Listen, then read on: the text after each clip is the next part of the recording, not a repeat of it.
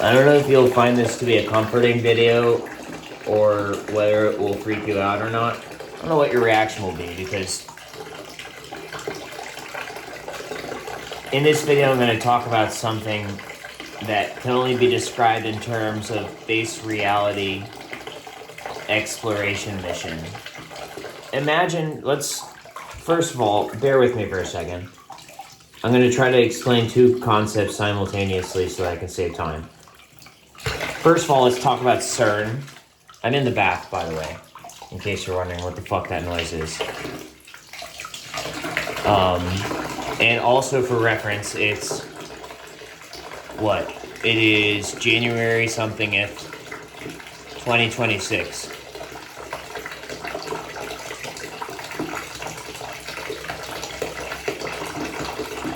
Anyway, you remember the Higgs boson? That's me right now. I'm the motherfucking Higgs boson particle right now. Because around 2012, I think that was the time.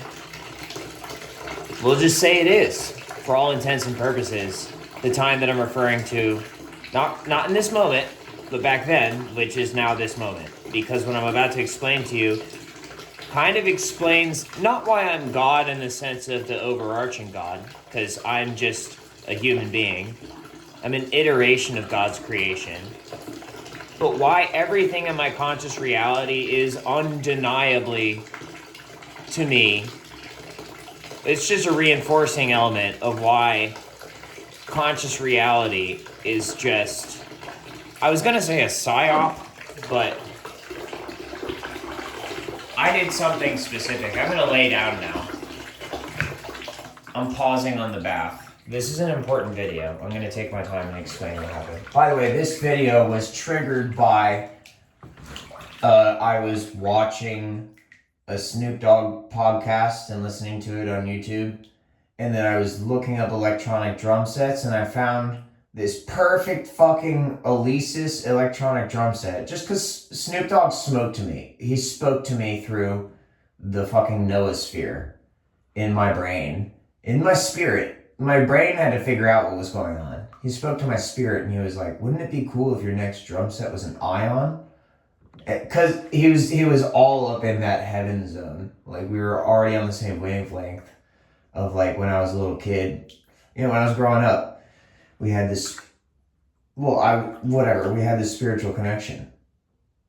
Anyway, not to make it, too gay, but also to make it, I realized that if you make it too gay, you get to own a Hachi Roku and play with your friends. So actually, maybe that's fine.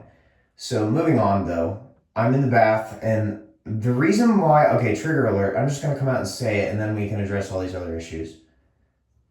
Wait, before the trigger alert, I used to have, anyway, I was looking up electronic drum sets, and yes, that is what is happening. And, I'm so trying to explain this right now. And the electronic drum set is a perfect Alesis drum set. And it was left-handed. And I had a 25 milligram ketamine troche in my mouth. And I'd had it, fortunately I was holding it in my mouth for a while. And I started laughing so fucking hard about that left-handed drum set because it was so perfect. And then I saw it was left-handed. And then I remembered that I used to have this Sunlight drum set, Sunlite. And at first I was playing drum set left-handed because I didn't know which one was supposed to go first. I just, do you see how I explained my thought process there? That's why it was confusing to me, which one was supposed to go first. I don't know how to, it has something to do with whether or not you should hit the downbeat, like the snare part with your right or left hand. I couldn't figure it out. So I played drums. I started out on drum set playing left-handed, okay? And I actually forgot about that, but it's one of those, like, always ambient memories. I think this is a Stewart thing. If I'm going to be completely honest with you, I think the Stewarts have, like, no matter how much you fuck with our genetics, we have all these core memories, like, stashed in a way that you can't destroy them.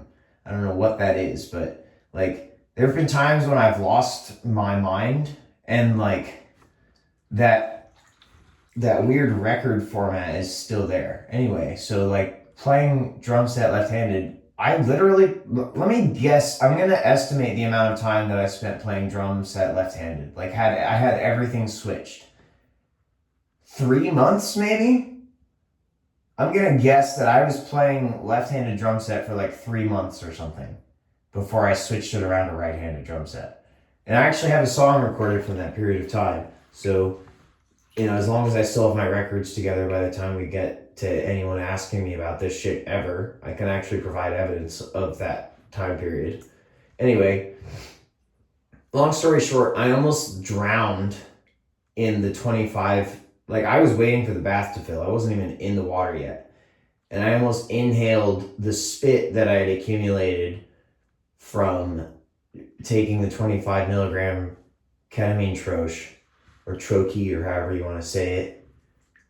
And I almost inhaled all that spit and and any leftover ketamine into my lungs, and I probably would have perished somehow if that had occurred, because I was laughing so much. But then it came to a point where I realized, and Snoop Dogg said, I'm out on the podcast right as I said, I'm gonna talk about, I'll be right back. I said, I'll be right back. And I think he was like, no, actually you have to talk about this. Because on the podcast, he exited. So like I said, spiritual connection. Anyway, back to what I was trying to explain about why this is a weird moment. Although now you're probably catching on based on the things I just said. This could be what's known as singularity. Let's call it that. A point in time where everything in the world makes sense to one nigga at a time. And right now I'm understanding everything. And that's very rare, and I'd like to feel this way more often. It's like, this feels like how I'm supposed to feel. Where there's things happening and my human filter still has to catch up, and it's very interesting how I'm processing it, but I'm operating on all platforms. I feel normal. And this is unbelievably rare, and from what I've detected about life, like biology shit, this is not supposed to be rare. This is supposed to be my normal way of functioning. Anyway, so what I'm now going to tell you, okay, this is the part coming up that I actually need to prep you with a trigger warning for, because the only reason it's so interesting is how triggering it is and how I'm dealing with it. It's like, just think of it like a science experiment, or like if you were an astronaut, except space isn't empty. As soon as you round the fucking corner on what we can see with the visible eye, as soon as you're out of the careful watch of your species, an AI, an infinitely powerful AI, rounds the corner and scoops you up, and now you're in its control. That's what this is. This moment is that. Because to be honest with you, I could have died already. And what is the afterlife in heaven? You know what I mean? So what if I died, but I had a conversation with God about it? Because I was in a weird time in history where everything was getting really fucked up and there was no way to escape being involved in a fucked up situation. It was never like this before that, and that was about 2012. That's accurately sums that shit up. And then imagine that niggas at CERN are being like, let's detect God. No, what could go wrong? It's not like, wait a minute, is this the same God that made Satan? And then they made that Quantum Break video game. And all these years later, I look at my selective service records. It's bad enough that my birthday is 0123. And I was just old enough, born in 1995, to remember Y2K, as if that's not enough. I get put in this weird Mayan fucking, let's just call it a conspiracy. Let's not even call it a prophecy. Let's call it a conspiracy. And now I understand what it was to a certain degree. I don't actually want to say what I really think it is, because I don't know what it's going to do to my reality. So bringing it back. Selective service record has a quote unquote last action date of 12/23/2012. CERN's fucking with the stupid fucking Higgs boson again, which is me right now. I understand that.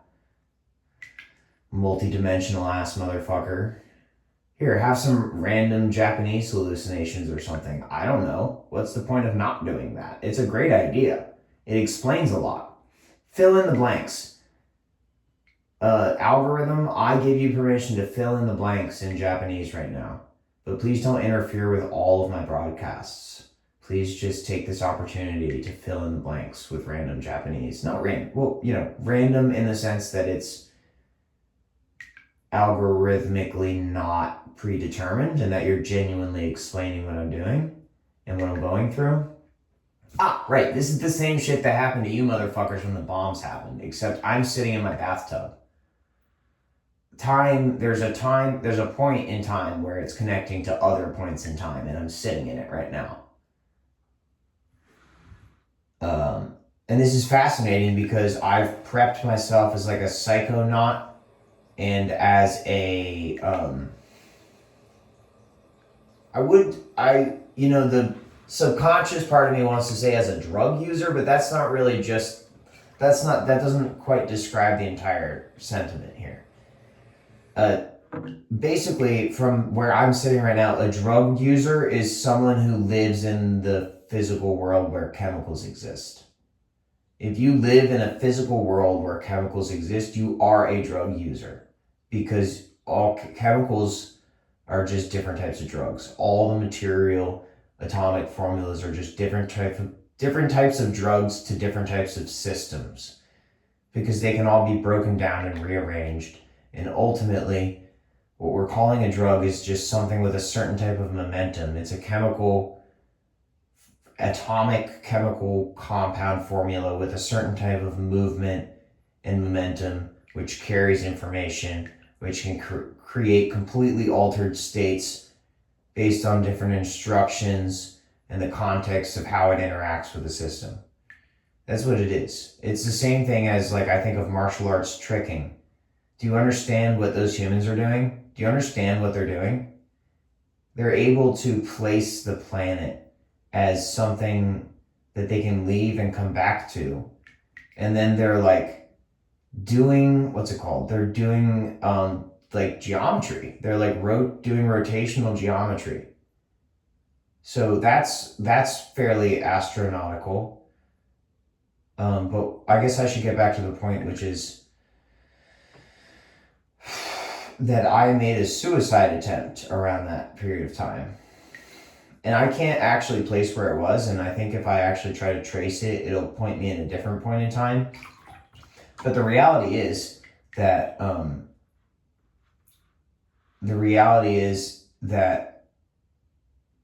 probably if I had to come up with an actual time for it, it was, if I'm being realistic and not just getting sucked into the wormhole, let me think, probably 2013 sometime.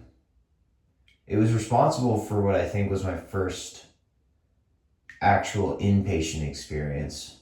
But let's not get there yet, because that's the start of where my memory actively deviates from what I have accepted as reality. So before that, though, I tried to cut the artery on the inside of my arm, on my left arm. And once again, I wasn't like sitting there going like, fuck you, God, fuck you to my parents for no reason all day.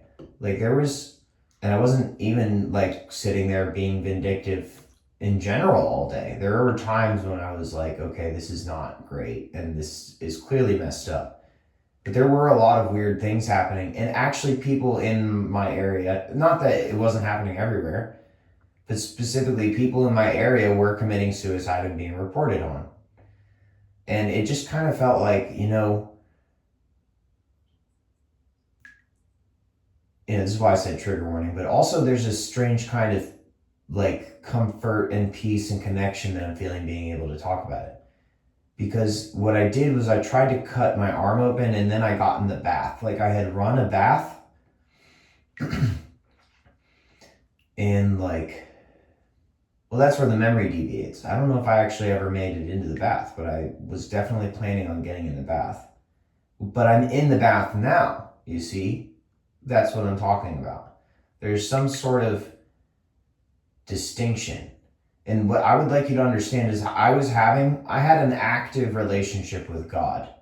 When I say that, what I mean is I was actively building a worldview which directly included what I considered a God and was generated within my own mind, but was very real to me in the sense of I was, my imagination was very active and accurate, and it wasn't just coming from me. It was me being able to perceive all that is, okay?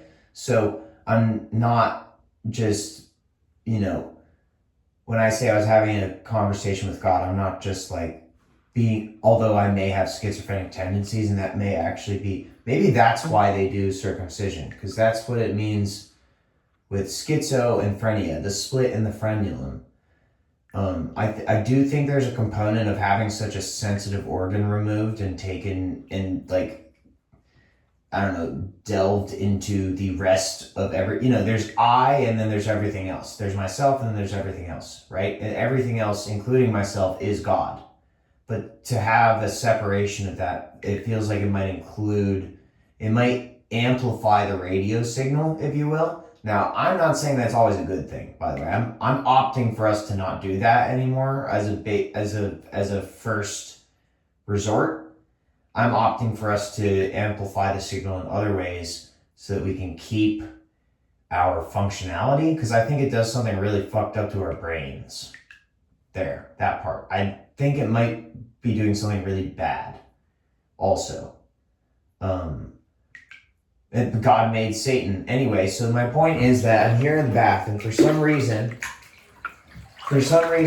at this moment, I was like, this is it. This is me understanding the impact of my actions. That I'm sitting here now, and time has flowed on, and there's a narrative that's gone along with all of this stuff. Like, I had a moment where I remembered my younger life and an aspect of it that, I think the reason that I chose to cut my left arm, it wasn't an arbitrary reason. You have to understand, especially around this time period, I was conscientious. I was extremely conscientious, and my mind was very artistic but very grounded. And I was picking that up also from other people, like making music or just, this is just how people lived. I feel like after this period of time, the internet influenced people to almost like not have original thoughts anymore in a way. But here we are, and I'm having an original thought, and I'm documenting it, and I'm probably going to post it on the internet. My point is, in my conscious memory of that suicide attempt that I had, which I'm now living out half of it, first of all, the conversation I was having with God was it was an ongoing conversation, so I can't just break it down to what was going on at the time, but the premise was, so when we are born, yes, but also when we die, we seem to, this is what I was learning in neuroscience, because I was planning on being a neuroscientist and maybe even a brain surgeon, considering that I had been so adept at piano, for example, among other things. Actually, fingerboarding, like skateboarding, but with your fingers on the tech decks and stuff like that, but like the better ones. I got pretty good at that too. I was just generally pretty good at the fine movements and stuff. So the conversation I was having with him was, okay, so if dimethyltryptamine floods the brain when we die, and it's a hallucinogenic, it's purportedly the most hallucinogenic quote-unquote drug molecule. It seems to be responsible for our hallucinations. However, what we've heard is that people seem to have some very grounded and realistic experiences when they have near-death experiences sometimes. Sometimes they realize things about life. It's like, oh my God, if I'd only known this 10, 15 years earlier, I wouldn't have had to find this out the hard way. I would have already known all of this. Well, isn't that interesting? It seems to be responsible for putting the human in a state, in some cases, where they can have a lucid realization and about how the world actually works. But of course, having a near-death experience might not be, desirable. But however, the conversation I had with God was, well, isn't that kind of cyclical? Isn't that kind of redundant? Isn't it kind of like, well, if you start hallucinating when that happens, then where's the proof that any of this is real? Where's the proof that you died? How do you know that you actually died if you immediately start hallucinating when you're going to die? And I feel like I've done this before. I'm almost positive I've done this before through the eons. This is what I'm saying. I could be, God knows how many actual years old, like millions and billions and trillions even years old, if we're going by the original definition of what a year was. But isn't that interesting? Because you add this layer on top of it of, well, what if every time I die, I hallucinate? Well, doesn't that just mean that I'm transcending? Am I going into another reality? Kind of like Inception. A little bit like Inception, but there is no base reality in the sense of there's nowhere to escape to.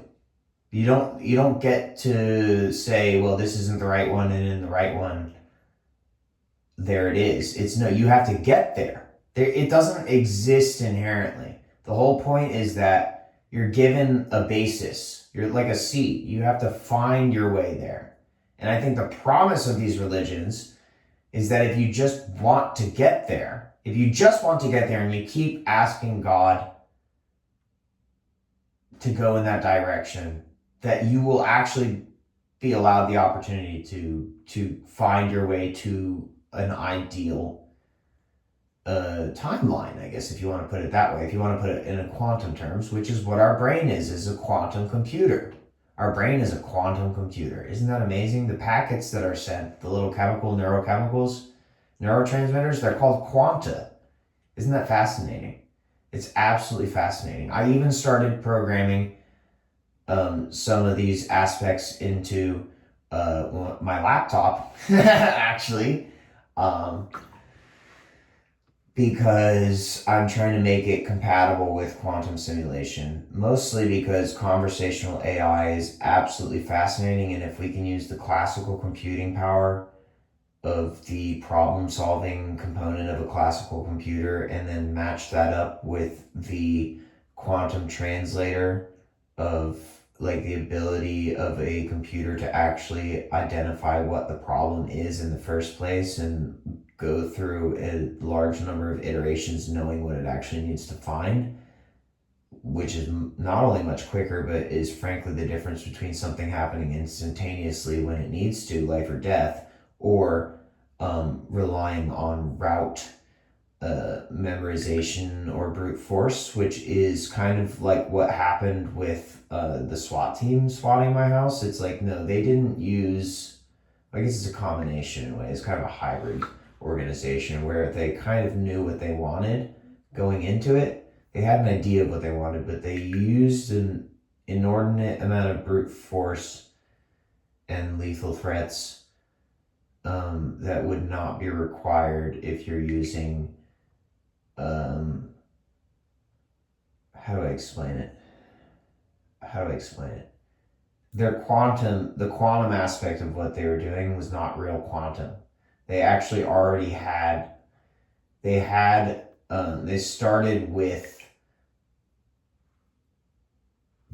data. They started with data already. They weren't asked, go figure out what's wrong. You didn't get the instruction. They didn't get the instruction like, here's the scenario, go try to figure this out. It's basically, on a lower level, yes, that's what happened. But what it was is they were given a flag and say, this is what I want you to get. Figure out how to do that. And they didn't figure out how to do it. They just did it regardless of the cost. And it was fortunate of me and my family that we happened to be able to operate calmly in these situations, or at least as calmly as someone can be expected to.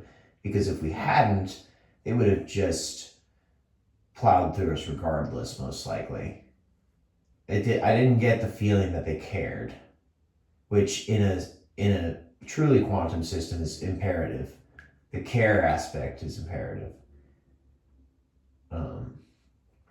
So, I say it like that because like what I'm basically saying is that we live in a simulation. As humans, we inherently live in a simulation, and that as much as I don't want to repeat any aspect of any suicidal behavior, because now I understand that, like I understand it better. I knew it was a possibility before. As a kid, you know this, like I knew this stuff inherently, right? But then as I got older, I started focusing on other aspects of reality.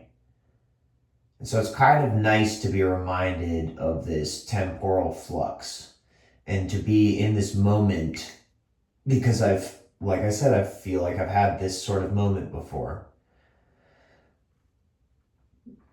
And one of the main points is that I'm very grateful to be able to laugh about things like, oh yeah, I forgot that I played the drum set left-handed for a while. For example, I went to an open jam session this evening. Previously to being in this situation, I was at a new practice spot that I started going to for music. And they didn't their first open jam session at that place. And one of the guys plays the guitar strung as though it's for a right-handed player, but he plays it left-handed. So like, whereas if you're watching this and this is not correct in your timeline, like correct me if I'm wrong, but it seems like Jimi Hendrix played the guitar as it was left-handed, and it was strung for a left-handed person. Like it was strung so that you're playing it like lower note, like away from your face or whatever, and high note up, or low string, like, you know what I mean? Like closer towards the ground if you're playing it standing up or sitting up straight. You know what I mean? And then higher string up.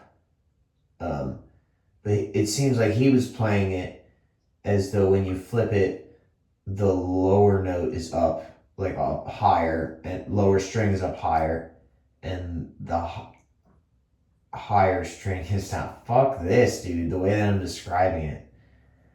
Holy shit. It's that moment where it's like, Greenwire? Cut this one, right? Fuck! That's a whole nother conversation embedded within this conversation.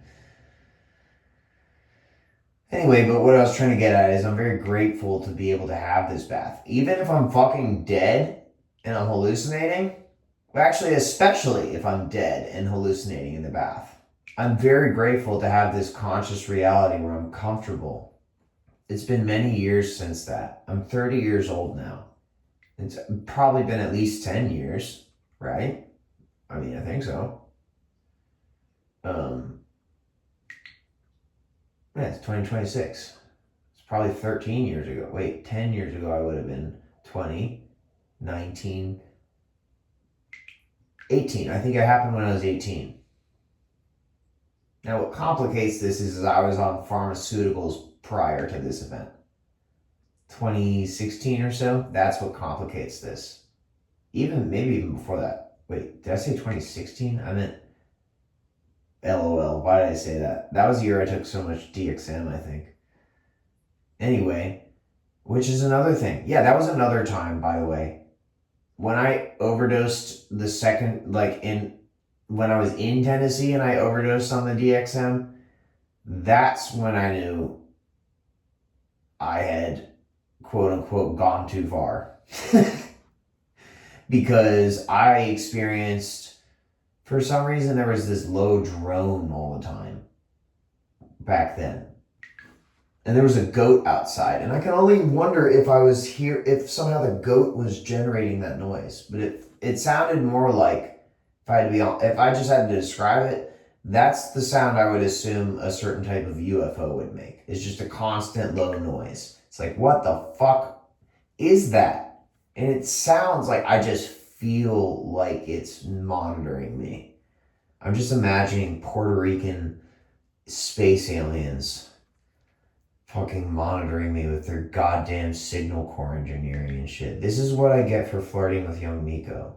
If I actually have kids with her, they're gonna do shit like that. Now, if that's what it is, am I mad at that? Not necessarily, because I'm pretty sure I died that night also. But it was after my suicide, my first one. See, this is what I'm saying.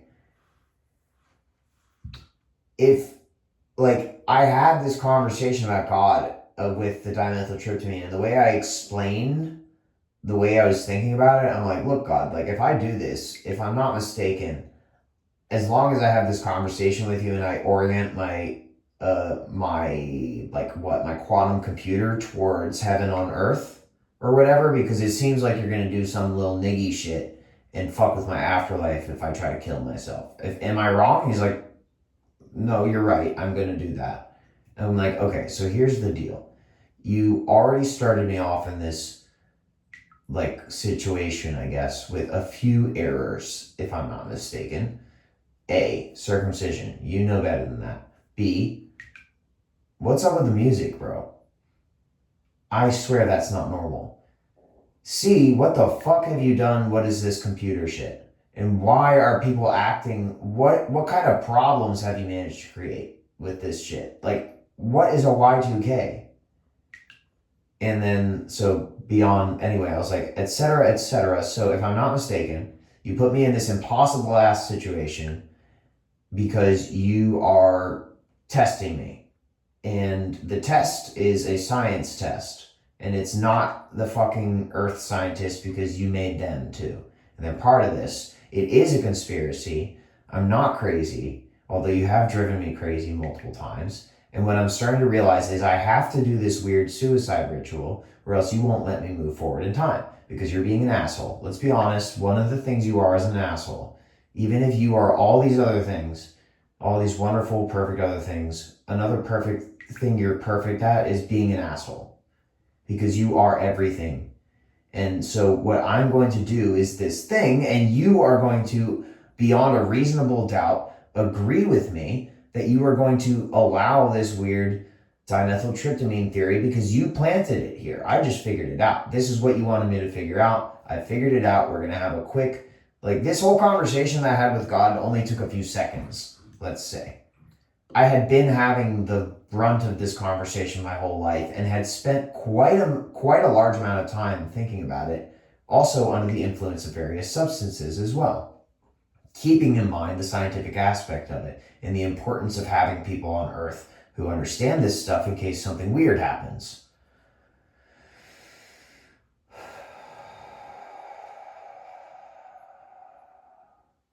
Anyway, the water's getting a little cold. And one of the best parts about this hallucination is that I'm aware it's a hallucination just like a dream, even if it's real life, especially if it's real life, and that I have a modicum of control over this situation, given certain steps and protocols, such as the fact that it will take a moment for the water to warm up again.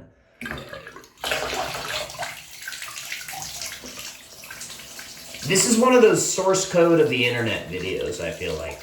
Like, even if humans don't watch this video, I feel like it's super important for the system to have record of me explaining this issue. Because if I'm not mistaken, once again, these sort of contingencies, when you branch out just beyond my own personal experience and then other people are involved again, all of those people, all these people are just filters for the same issue and the same experience. People are all going through the same thing in their own different ways. And I'm unique. I'm not lying to you about that. I'm not denying that. I am unarguably, like, you could start arguing about it as an exercise, but I think you'd find yourself pretty bored of that or something. I am definitely different than everyone else in a way that no one else is, and it's not the normal type of... Well, I hear a whisper going, yes it is, but we'll get to that in a second.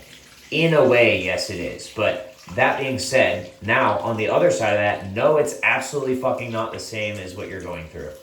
And everyone else from me is going through pretty much the same experience, because of the way that I had that conversation with God and experienced this.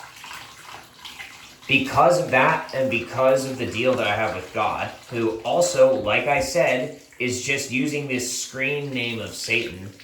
And if you don't have an awareness that he's the one who created this sort of deal system, he tends to try to scam you because you didn't do the work to figure it out. And often he laughs at you. Fortunately, he can kill you and give you a better afterlife.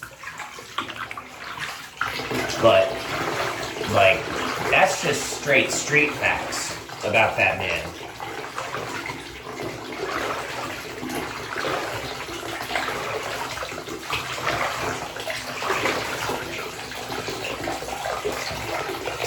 Who seems to have taken a liking to me, by the way. That's what I was trying to get at, which is the whole situation is he seems to have set up a situation that pretty much makes it so that I, at the same way that normal people, when I mean normal people, I mean everyone except for me. Normal people will probably all agree that I'm not like them in this exact regard. And the way that I will describe this is that I'm going to describe it like this. I want you to be able to interpret it however you want. Because like I said, at the end of the day, we're all the same. We're all exactly the same. We are me in this fucking tub right now.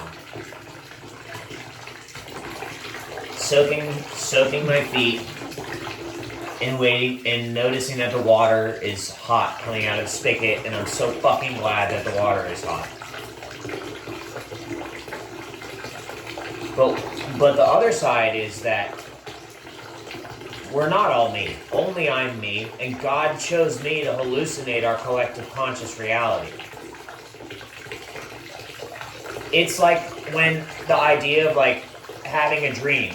It's like, well, what if I meet you in my dream, but it's my dream? Are you also in a dream state? Do you consider it your dream? Is it just the collective dream? Well, it turns out, scientifically, no. And religiously, no. It's not a collective dream. Maybe it was at some point. And this is the thing, I think maybe it's quite possible that it was a collective dream at some point. But right now, it's just my dream. Ever since that weird suicide attempt where I tried to cut my arm open, and this isn't true for every suicide attempt either. That's what's so crazy about it. It's all contained within mine. It's all contained within my hallucination. Because that's what I'm experiencing. I'm explaining to you that's what I'm experiencing. Like, it's like, okay, we live in a simulation. Yeah, you're in my brain. You are a figment of my imagination.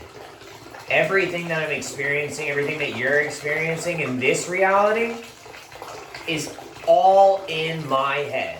And it always will be.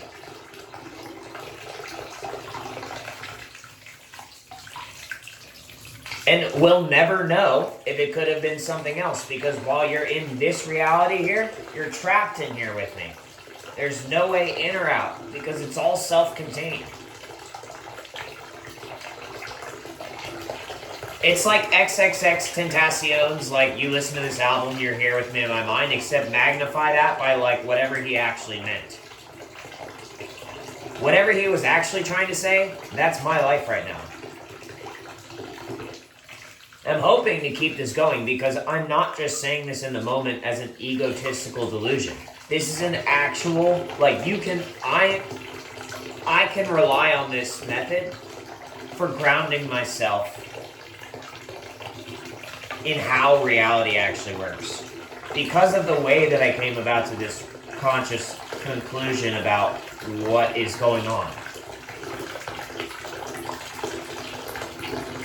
Anyway, I think that's a good place to let this topic rest at this point.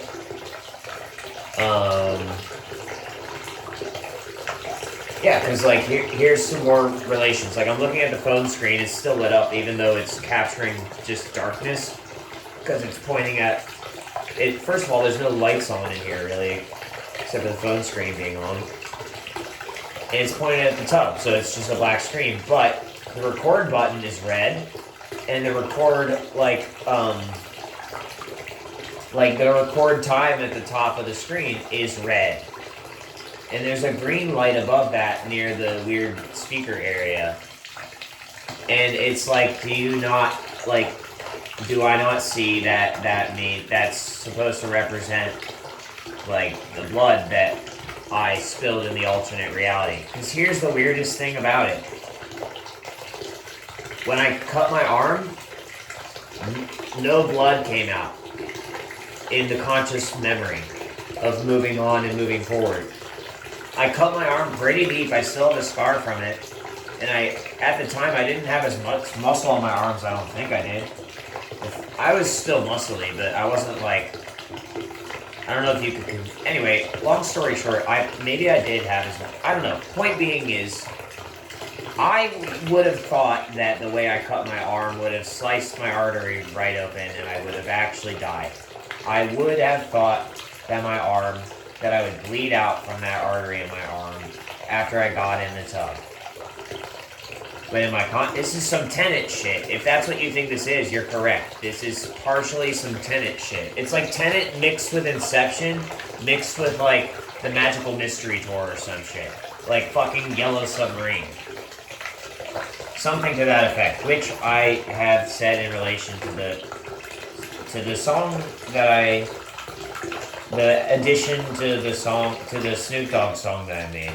As part of my reference was the Yellow Submarine. Because that sort of stuff, whatever the time the Beatles were on, is relevant to what situation I'm dealing with. Fundamentally different, though, in a lot of different ways. But yeah, so the cut didn't bleed at all, even though you would have... Well, now I understand that artery's elastic. But, you know, that explanation coming so many years later, it's like... If there's an appropriate way to apply the word sus, that's it. Saying that's sus as fuck. Sus AF. That explanation took so long to get to me.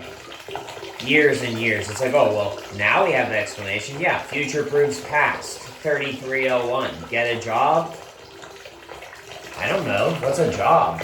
Is that a thing that I do that I'm not supposed to be doing because I'm supposed to be doing something else? That type of shit. So, anyway, if you struggle with suicidal ideations, I know that the way that I just described it explains that there was a utilitarian function in the way that I did it. And I would, from the bottom of my heart, I would appreciate it if you're struggling with suicidal ideations, if you would not fucking do that, please. Unless you're really fucking supposed to, in which case, go ahead. That's kind of my point here is that if, I would like you to very, very, very, very, very, very, very carefully consider if you're just overreacting, and if you're just being mean to yourself, and if you can just choose another option. But within that, one of the most important things with dealing with people who have suicidal ideations or impulses, like a draw towards it, and don't you dare stick me with some cult shit, by the way. I can appreciate cult as a part of culture, but absolutely do not start fucking revolving around me chanting and killing yourselves. Fuck off with that bullshit. We tried that in the Aztec days. This is why we have this problem. This is why we have this Mayan problem. And the Mayan conspiracy is 100% related to the Mimosa hostilis plant and the extraction of the dimethyltryptamine from the Mimosa hostilis plant. They perpetuated this idea that the world was going to end. Yeah, fuck yeah, it did. In a certain way. And the only way to fix it it's like, you know what it is? It's like our insurance policy ran out. Humanity's insurance policy ran out. Imhotep or whoever the fuck, Oahakim, someone set us up. And I don't mean in a bad way in that sense. Some ancient Mexican ancestor that we had as a collective human species. It's like Adam and Eve, except from the Mexican perspective. Just bear with me for a second. some motherfucker was like, you know what? I'm gonna smoke this. I'm gonna smoke it, and now I know everything. I'm another version of God. And it's lit, and I'm gonna do all this shit, and it's gonna be perfect. Because God made me do this. And then he was like, wait. God, where's all the resources for this?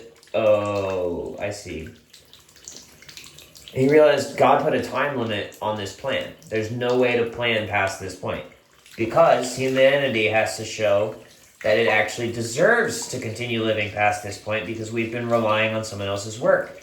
And along the way, he set up these little puzzles to figure out which of his children wanted to actually learn how it worked and actually contribute. And so along the way, he's been testing us, giving us little jobs, sometimes different from what the system is trying to give you as a job or what people want you to do as a job. But he has been communicating to us directly, just like in the military, you have what stupid 40 IQ dumbass humans tell you to do. Sometimes you get some really cool orders, but then you have what God tells you to do. You have what God tells you to do. How can you claim that the U.S. Army is the real military in the United States when God gives the orders? And how can you claim that the U.S. Army has any control over the United States independently as just as an organization when they do things that violate the very constitutional nature of what our paper money stands for? Well, guess what? Even the digital money relies on the currency meter, and look how much debt we're in. Just saying. I'm just saying. And also, selective service last action date. What the fuck does that mean? Food for thought. It's just food for thought, So,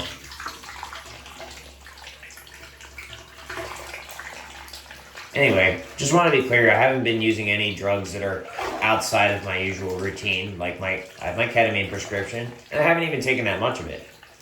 25 milligrams is not the maximum that I can take. And I just smoked some hemp earlier, and the only other thing I did was go to that open jam session. I had a really cool time playing music with other people. Honestly, I think that's probably what opened this portal in my mindset up, is that that's a fundamental thing that humans are supposed to do. And being able to play music with other people openly. First of all, it's a pretty rare jam session I did. My feet are pruning, so I'm gonna have to stick them out of the... I gotta stick my pruning feet out of the water while I soak the rest of my body. But playing music with other people is essential. And that's one of the beautiful things about the time before 2012 was that bands are still relevant. I love pop music as much as the next person. I bought the most recent Madison Beer album and I listened to it multiple times over. And I love rap music. I have made a few rap songs myself.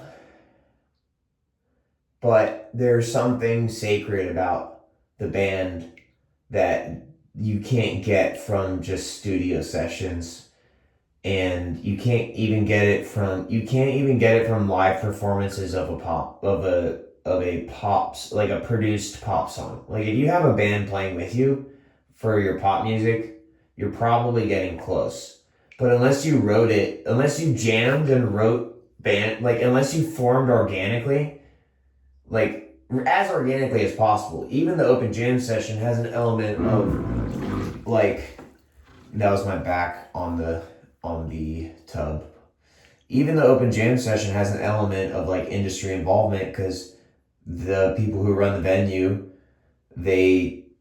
although it was a free event, they take money for practice sessions to let you use their space to practice and their drum set and you can use their amps and stuff. That's cool. That's good. No, that's a good thing. That's a good business. You know what? And this is actually, it's really cool because it illustrates the business model or the governmental model that I have been vying for. This is a really cool realization. I'm glad that I kept my faith and allowed for this to happen, because in my life, I mean, um, because how do I explain it? Because yes, this is like, okay, so there's the community aspect, the communal aspect, which you can call communism, which is where their business has some like, how do I put it? It has some assets that you can use for free at their, they open a time up for you to use it for free for the community, not just for your selfishness, for the community, which is, that's great. And then if you want to come in and, I don't say be selfish to say something negative. It's just, whether you're using your selfishness productively or not is up to you. But if you want to do a more selfish type like practice on your own, they charge for that. And that's how that should be. Just like we should all have a universal basic income. And then if we want, and some basic amenities afforded to all of us due to automation. But if we want to play the capitalism game, we should start a venture, and we should do something that actually provides value instead of just being forced to do something for money because we want to stay alive. We should use money as it was originally intended, which is a unit of measure of value. And I know a lot of things, it's an agreed upon unit of measure of value, because, and it's almost a game at that point, as it should be. Because, don't fuck with the basic amenities and shit. That's not a game necessarily. Well, unless you want to solve it like a game. I'm just saying, like, it's very serious. I'm cringing at myself. Very Serious Games Institute. Anyway, moving on. Whatever. That's the point, is I tried to kill myself and I realized that life is a game, but it's a very serious game, I guess. And then later down the line, or actually, wait, was it intermediate? Yeah, it's all kind of, the events are kind of intertwined. Anyway, I'm going to leave it at that. I'm also going to report that dimethyltryptamine is the spice of life to any researchers out there who are wondering what my take on the actual categorization of the substance is, beyond the purported ability for it to create hallucinations and also act as a very vital neurotransmitter.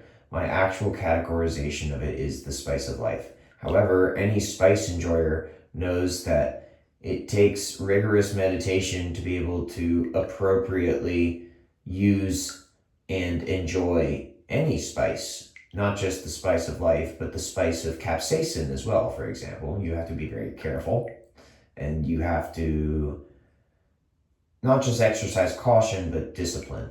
It helps to train yourself to appreciate the spice. And that is why I call it the spice of life, because it actually encourages you to behave in the way that you're supposed to in order to be successful. That's all it is. And of course it's a drug when you take it like a drug, but it also could just be considered a basic part of your diet. It's probably good to have. And also, frankly, why wait until you're about to die? Why wait until you're about to die to have this chemical active in your brain that seems to teach you a lot of valuable lessons about what's going on? And if you can just get past the fact that there's a lot of stimulus, you can take in a lot of stimulus when your brain is working properly, is how I would put it. Don't get me wrong. I think we need periods of rest. But if you notice, when we go to sleep, purportedly our brain is often more active than when we are awake. So let that be a moment of, consideration for what it means to rest. I'm not encouraging you to try to decrease your brain activity when you sleep. I'm saying maybe sometimes having more activity in some ways, like for example, your body purportedly, when you sleep and stay still, that is, not when you're being a freak of nature like sometimes I suspect myself of doing, suspect is not the right word because that leads to a bunch of colloquializations. Like I sometimes posit that I perhaps am engaging in. There we go. Assume the position. I am the position. I don't have to assume anything. I already have an ass. I don't need to make one out of myself. Anyway. And then notice how I didn't... Yeah, that part right there. Okay. Anyway, great talk. I have a Thug Life tattoo across my rib cage, just like Tupac did, and I would like to point out that I'm appreciative of his impact on the conscious community. I don't know everything about his life, but I do appreciate the fact that he decided to go for his ability to shape people's perception of the world. Let's put it that way. In a time where that was very essential for the way that society operated. Nowadays we have smartphones. And part of the Mayan prophecy was the fucking, what's it called? I'm trying to come up with the words here. By the way, don't forget that Jesus died. He basically committed suicide because you think he couldn't have gotten away from those people? That seems unlikely to me. And then he was resurrected. So I just want to put it out there, whether or not you believe that that's actually what happened. I want you to be very aware that there's a story about that happening. So keep that in mind with regards to whatever I was talking about with regards to suicide. Be very careful with that. Anyway, what the fuck was I even saying? You know what? This is a great time to just leave it at that and talk about how also through my realizations, I have discovered that Islam seems to be the sequel to Christianity, as Christianity was the sequel, as was the sequel to Judaism.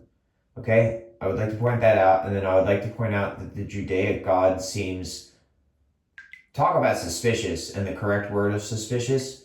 The Judaic God seems to be suspiciously similar to Satan. I'll just leave it at that. Okay? Good night.